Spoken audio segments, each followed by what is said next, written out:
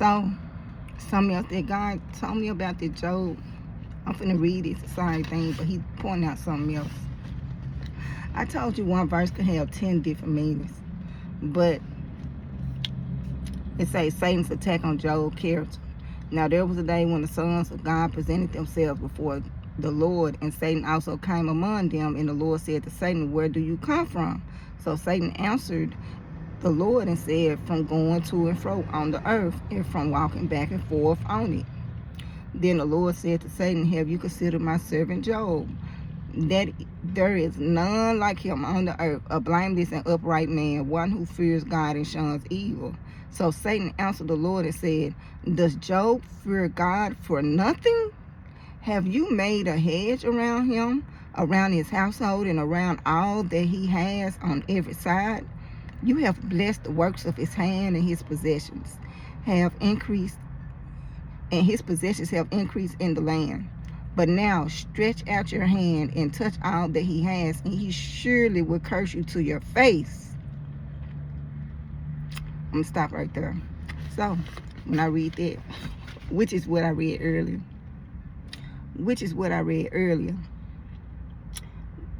when God, the only way to overcome Satan and defeat Satan is to exercise love. Satan has no knowledge of love. He can't figure it out. He cannot factor love into the equation. So right now, even with this right here with Job, and God said, test my servant Job, he's a good man. Satan can't understand the language of love. So Satan like, well, it's no way he gonna do all that. You doing this for him, you doing that for him. I guarantee if you pull all that away, he would surely curse you to your face. So as you see by the way Satan is responding to God, Satan is a transactional. So Satan is transactional with him. God's love is unconditional. God's love is unconditional. But with Satan, he's saying you have to give him this, give him that, do this, do that. That's the only way you're going to be able. That's the only reason why he even like you. Satan ain't got a clue. He ain't got a clue. You got to know the weakness of your enemies. So, when I was speaking on those curses and stuff that go into the family, when they say love your enemies, treat your neighbor, what say treat your neighbor how you want to be treated, that's you exercising love within the environment. And the spirits and the demons, they don't have no type of opening. You cannot open a door when you exercise love within the earth. But if you want to play Satan game against Satan, you gonna lose. What he do not have a clue about and what he do not understand is love itself. So even with God saying, I got a servant that love me, Satan, he lost. He lost. He like, well, take this. He just started talking about all the material stuff. So they let you know what Satan is too. They let you know how Satan move and where he at mentally too in this process. But in order to be able to overcome the ways of Satan and overcome evil and overcome all the darkness of what's going on, is that you're going to have to exercise light. You're going to have to exercise love. Don't the Bible say you're going to have to exercise love? But God been putting a lot of emphasis on Satan had no clue about the love. Even when, and I think Apostle CB, I think the Issy, Apostle Issy, she spoke on this. She was saying that Satan calculated everything about Jesus except for the love. Like, he did not put that in the equation, because if he put love in the equation, he would not have never killed Jesus. He didn't know how to process it. Like, love is foreign to him and for him. So he has no clue. So when you exercise, do stuff out of love, it's foreign. So when Jesus came and God sent his beloved son out of love into the earth, when he killed and crucified Jesus on the cross, Satan and them was rejoicing, but they actually killing him was part of the plan, because that was the ultimate sacrifice. God sacrificed himself in the flesh. He sacrificed his beloved son Jesus, which Satan didn't have a clue about it. Because if Satan had a clue, he would never touched him. So, with Job, and I'm reading Job, and when he say, test my servant, I see Satan coming up with all of this analogies of, you do this for him, you do that for him, you watch out for him, you so good to him, you know. But if you strip him of everything he got, he will surely curse you. And God, he used this as a way to show love exceeds it all. Even when he sent his son, it was love exceeded all. But when you're dealing with darkness, when you're dealing with evil, when you operate in the fruits of darkness, when your heart is in the fruits of evil, and you're not exercising love, darkness is just going to get darker. You destroy darkness with light. Darkness cannot be around light, period. Just like if you had a light in your house, it's the same analogy. If a room is completely dark and you come to light, the darkness disappears. So when you exercise love in a situation, the darkness automatically disappears in that situation. It do not understand love. That's what it do not understand. It cannot factor love into an equation. Like when you dealing with life and you deal with Satan and how smart he is and how he think on everything going on, it's impossible for him to factor in the love into the equation, because he has no love. So if he darkness, he's in a fallen state. And you know, we walking through doing what we do out here. When Satan attacking, when he do what he do, it's impossible for him to factor love into the equation and the effects that love will have on fixing the situation. That's why in the Bible, God said, exercise love, turn the other cheek. That's why God telling you to move out of love out here, because that's the only way you're going to be able to overcome your adversary. That's the only way, because he do not understand their language. He can't in his mind, he can't, like, you know, you say 1 + 1 = 2, and you kind of, 1 + 1 = 2. Well, when you put an equation and it got love, it factored in there, it throw them off. It throw all of them off. So, in order to overcome your enemies, the enemies that's operating in darkness, you can't use darkness against darkness. Like the darkness that they got, it can't, you can't get on their level. Your flesh can't contain that level of darkness that they operate in outside of time and eternity. It's no way. I don't care what you do, how you move, how you feel I'm do. You still can't contain the level of darkness than darkness itself. Like you can't do it. And so you have to use the opposite reaction. So you have to use opposite. So when you use love to kind of operate and move out here, that's the only way to overcome and defeat the enemy. Like that's the only way you're gonna be able to defeat them, with love. And when God sent his beloved son, which was love in the flesh, Satan couldn't comprehend it. When we operate in love out here, Satan can't comprehend it. It throw him off. It confuses him. He's confused. Like he don't know what to do. So if you do something, then he expect you to do something back. Like he expect you an eye for an eye. So he already in his mind can factor everything in, because he's very smart. He's extremely smart. God created him to be extremely smart. So he can factor all that in when you playing the game the way he played the game. But when you put love into the equation and he has no understanding of love whatsoever, you're going to come out on top. You're going to be able to defeat him if you exercise love and use love in your equation when moving around out here when dealing with people. But that's the only way. That's the only language he can't understand. Like that's going to get him. That's going to confuse him. He going to be like, huh? Like how? That's the only way. And even when I read Job, when God was talking about the love Job had for him, Satan was confused. Satan was like,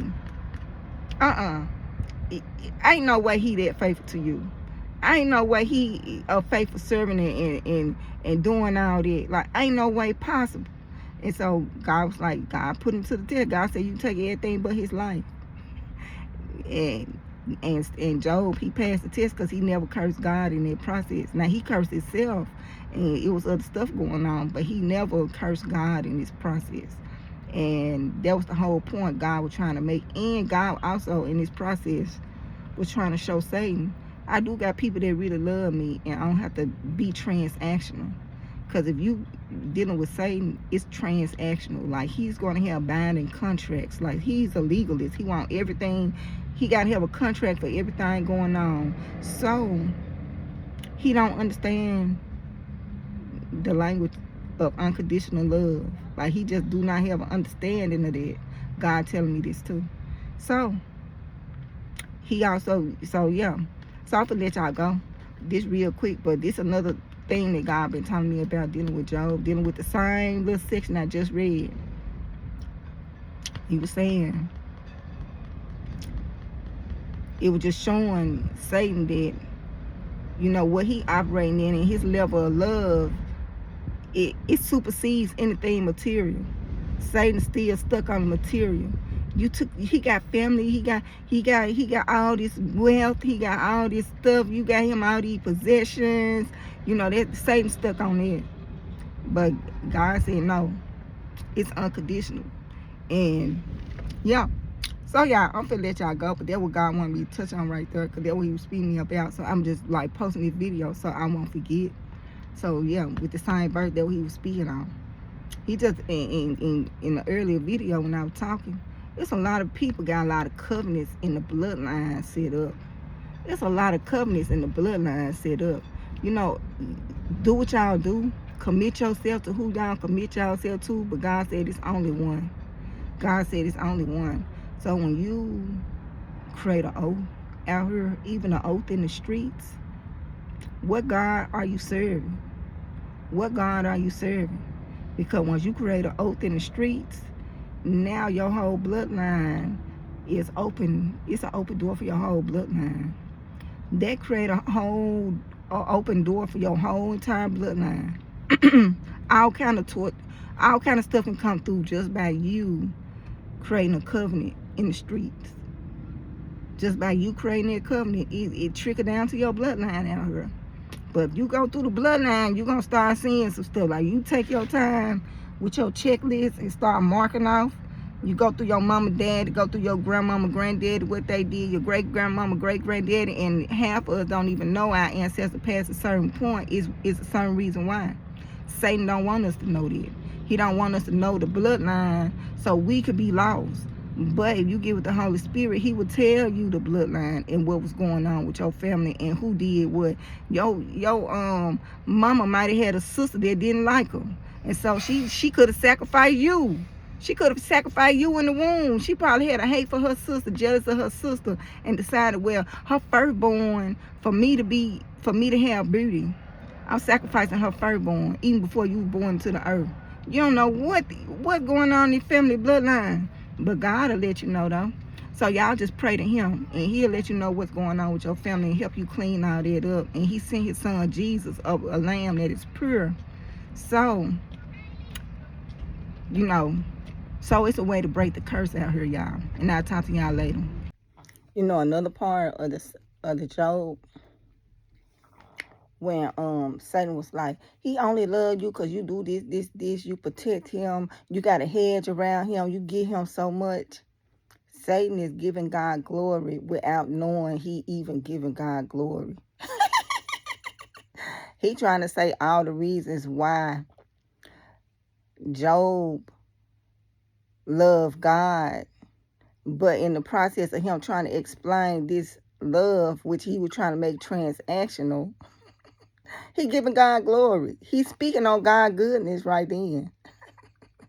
Y'all, when I look, and like I said, it's a Pandora box. And so when you open your mind up like a Pandora box, you start seeing it from all different angles. And even when I gave that angle, that's not the only angle. It's a lot of things that's in between the lines dealing with that Job. And even with Job being tested, it do deter people that may not be like spiritually strong. Like, it do deter them. You know, it deters Satan from attacking and devouring them, because the Bible says Satan go in and out the earth seeking who he can devour. So if he can devour you, them the ones he's seeking. So God may throw his strong people in this equation to counteract and buy time for the ones that may not be as strong in this process. So God might put his soldiers on the battlefront. Just know you're going to get a double portion. You're going to get everything you lost plus some. So that's what God want me to point out too, that he gave me glory and didn't even know it. Like, you know how sometimes you be so smart you dumb? That's how with Satan, sometimes like the way his brain wired, like it like you giving God glory. Like when you talk about the reasons why Job loved you so much, you are giving him glory and just explaining it. God getting the glory. He talking about God goodness. Well, he only like you because of this, because you do this, because you got protection around his family, because you never hurt. Satan is telling you right there. Satan is telling all y'all right there that God is a good God. And the thing about Satan and God and what God is telling me, now that I'm speaking, it's 37 is Satan wanted to destroy God's character so bad. In this whole process, Satan is trying to destroy God's character because he's mad, because his feelings hurt, because he got cast out of heaven and he's destined to hell. So now his whole objective is to destroy God's character. So when you deal with slander, when you deal with lies, when you deal with betrayal, just know God dealt with it first. And God's still dealing with it from his own creation. Because God is fair. God is not just like, okay, you finna die and destroy Satan. He gonna get him due process and get him, he gotta wait to the end, just like we gotta wait to the end. And so in this process with God, with Satan knowing that Satan knowing God's grace and mercy, and the fact that judgment is coming for all on this one day, Satan is just wreaking havoc until that time comes. Satan is just wreaking havoc, and in this process, he trying to destroy character, God's character in this process, and he want to define God and say God is not a good God. That's why I say even with the trauma, God will make good out of everything going on, and it's saying everything is for God's glory in the end. So when I did the other video and I was talking about trauma, I was saying it's all God gonna get the glory at the end. God is going to get the glory at the end. No matter what go on, God going to find somewhere to put some good into the picture. And so, yeah. So now when I look and I see everything going on, because my mind just kind of open. Satan, he's trying to define God. He's trying to make it seem like our God is not really a good God. And he tried to throw everything in the midst to make you think through trauma, the trauma that he created. He creating all this chaos, everything, to make you think that your God is not a good God. But God is still good. The outside influences do not determine God. God is nothing that can. God is good, so everything is good. Like regardless of what's going on the outside, it do not change the character of God or who God is. God is still good. So when I look, and like I said, people talking about, yeah, I've been betrayed. Who you think was betrayed first? God. Even before Jesus was betrayed by Judas, God was betrayed by Satan, his own creation. And not only Satan betrayed him, a third of angels too. So, shoot, you got a third God, he just creating all this, then he getting all this opposition. He dealing with all the jealousy, envy, like, yeah. And so, everything that you think you going through, God done went through it. God done went through it. Jesus in the flesh then came on earth and went through it. So you not by yourself in this whole process of everything going on. Like you just not by yourself. And all day, every day, God's name is being defamed. His name is being slandered all day, every day. It's all a mockery of the all-powerful God. And God not finna play that game to show you he is God by striking it all down. Like God not gonna do that. In this whole process, even with him having all power and he could do what he want to do because he's sovereign, he still has a government that he has aligned himself with, which is their word, which he uses to even which he uses to govern him in this process. That's why I said, he can't go against himself. He can't go against his word. If he go against himself, his word, he going against his total existence, because then he will be considered a lie. And God cannot lie. It's impossible for God to lie. So, in this process, if the Bible says if you do this, then you allow spirits to enter you, or you allow sin to enter you, God can't go and compromise the word that he spoke, saying that this is going to be the consequence behind what you did. He can't do that, because he'll be going against himself. He'll be going against his word. Like I said in the past, we renege all the time. We tell our kids, hey, if you don't wash dishes, you can't go outside. But even though our kids may not wash dishes, we may still tell them they can go outside. God is in a higher existence than us. God cannot renege on his word. So even though we renege all day, every day, God can't do it. Just because you doing it, God is not going to do that. God is not a lie. God is all truth. All truth. All the way around. That's why in the spiritual realm, when you're dealing with the darkness and stuff like that, everything is out in the open. The deception is not there. The truth, all truth is there. So y'all, I'm finna let y'all go. Y'all enjoy y'all day. But I was just speaking on when you read Job, and it's kind of funny when I be like watching and reading it. I'm like saying, you do know you just gave God glory by speaking on Job, right? Like, you do know that when you gave 1,000,001 reasons why Job loved God, you just gave God glory, trying to have a defense for this, where he only loved you because of this. All the reason why you told God is that Job, all the reason that you gave God for why Job loved him is you giving glory to God in this whole process. Like, do you even know? You was giving God glory. And so, not only that, God said Job's situation wasn't in vain. And it was just encouragement for other people to know that no matter what you're going through, to just push through, because it's rainbow on the other side of it. It's a blessing on the other side of the storm once you get through the test. Once you get through the test, it's a rainbow on the other side. And everybody's trying to do everything to destroy this character of God being so good and want to give you so much. And, everybody trying to destroy the character of God. Because God really is a good God. And when you a good person, people do everything to try to destroy your character. They'll run you through the mud, through the dirt. That's what they do with good people. They destroy your character. And God said, you know what? Satan tried to destroy my character all day, every day. It's not your place to sit there and try to defend yourself against people who try to destroy your character. Because if you produce good seed, you will get good fruit. The fruit will speak for itself. I don't have to defend myself. No matter who is good have to defend themselves. The fruit gonna speak for itself. Like, you gonna see what it is. God said you gonna see what it is with him.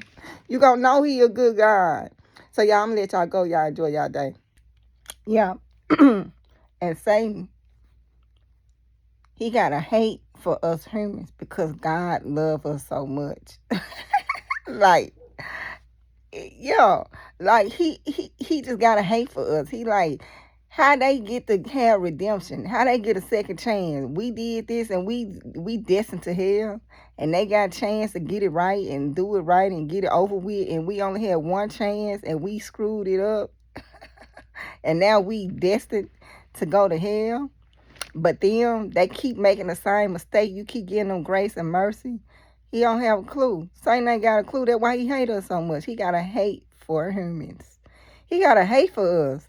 And the thing about it is, God created us in his image. So when they see us, they see him. So it just it just make the situation worse. It's just a reminder of what they fell from when they was in heaven. So when they see us, they see him, because we the closest thing as far as image is concerned when it come to God. Do y'all get it? Okay. So yeah, so I'm getting that too out of it. Like we was created in his image. And like I said, Satan, he's smart, but he cannot, it's impossible for him to factor love into the equation. It's impossible. It's no way, no matter what he chooses to do, how he mentally break down, everything he break down, love would not be part of the equation. And so God said, you counteract him because you put what he can't put in the equation. You put love into the equation, and he cannot process it. The dark, like the evil, the dark, they can't process this love. And so God, it's like a Pandora box when you going through certain situations, but you put love into the equation, because Satan has already factored the equation out. But guess what? The love part of it is excluded. So he like, okay, this. Like he already mentally just put the pieces together. The end result of what's gonna happen. But God is saying exercise love in this situation. And so it throws off your enemies.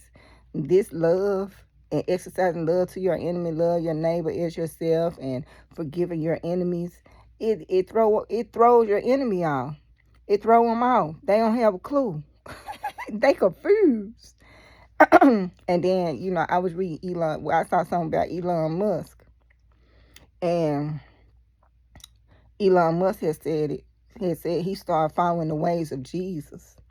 And so he said he really do believe the teachings of Jesus, because he said when you do an eye for an eye, he said you both will end up blind. He said, but when you turn the other cheek, at least one of you can see at the end. At least one of you gonna still be able to see. But he said you do an eye for an eye, both of y'all gonna be blind. But if you turn the other cheek,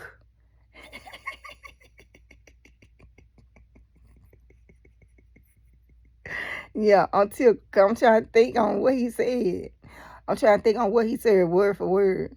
But I don't know if he went into one of y'all, you turn the other cheek, one of y'all gonna still be able to see. Like I don't know how far the extent of it. But he did say if you do an eye for an eye, you both will be blind. Cause when I'm thinking on it, I'm like, well, if you do turn the other cheek, ain't one person still gonna be blind when they turn their cheek. Let me stop. Ooh. So he's saying if you do an eye for an eye, you leave everybody blind. Everybody is blinded. But when you turn the other cheek, you're able to show them the correct way through love, through forgiveness. You're showing them the correct way to walk. Because when Jesus was on earth, he said, I'm doing the ways of my Father. I'm doing what I'm doing what I saw my Father do. So everything Jesus did on earth, he seen God do in heaven. And so he was just that example. And we should also be that example to try to be and operate and move like Jesus was when he was on earth. It's challenging. I'm going to tell you that right now. It's challenging out here. People keep trying to test the situation. Like, why? Shoot. I ain't even finna go there. God, let's bring it on back. So, when you turn the other cheek, when you say eye for eye, and God said turn the other cheek, you're showing them, and you being the example that Jesus was when he was on earth, and Jesus is being the example of the Father. So you're supposed to go back. You're supposed to get everything back to the Father. It's supposed to be redirected back to the Father. So even with me, when stuff go on with me, even through vision, dream, revelations and stuff, I'm going to get the glory right back to God. Do not come to me. Do not give me no credit. It's all God. And the only reason why I'm seeing this is because God decided to show me so I could tell you. Like, I'm directed everybody back to God. Don't give me.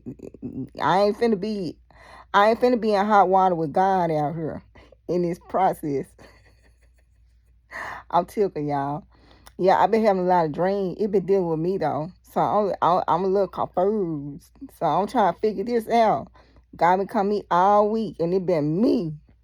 You know, I get a warning to y'all, but now God is coming to me. So I'm like, God, what's going on out here? Yeah, what's really going on? So God been giving me a lot of dreams. He just been dealing with me, and I'm just like, I don't even think I can speak on what I'm seeing right now. And then on top of that, I'm finna get ready to let y'all go. But in the early video, it's like covenants, contracts, when people initiated into anything, when people initiated into sororities, fraternities, gangs, all of that create covenants. All of that, all of that is a doorway. All of it. And to the whole family. To the whole family, the bloodline. It opens doors to the bloodline. Even if that person doing something in a lifetime, you know, they might be like, yeah, this might work for me. And then they might, you know, join certain organizations. God said, put no other God before him. It's no other God in the picture. If you doing anything yet, if it's anything other than God that you initiated with and initiated to, then it's idolatry. I think that's the name. So he said all of them. Any kind of covenant, anything, you have to go through. You have to go through and just think on everything. And even though it might not hit you, it's gonna hit your bloodline.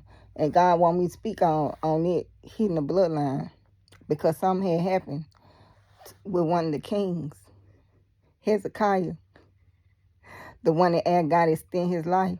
He was in full violation with God. And God said, well, you know what? This what I'm going to do. He said, it's a curse coming. And God told him, gave him a rundown of everything that was going to go on. And Hezekiah said, well, I'm going to be dead when all that happens. He said, I can care less what happened to my bloodline. I'm going to be gone. Some people do stuff, they don't care nothing about the bloodline. They don't care nothing about all the other people it's going to impact, all the generation behind them. They just living in the now, and they just want what they want now. And they just deal with on the back end. Hezekiah was one of them people. So I'm going to speak on him too. And speak on that because God taking me to Hezekiah. With me talking about these covenants and how it's in the bloodline. He take me straight to Hezekiah and how he was in full violation. He didn't care because he wasn't going to be impacted by it. And he was the king at the time. So y'all enjoy y'all day. Be safe.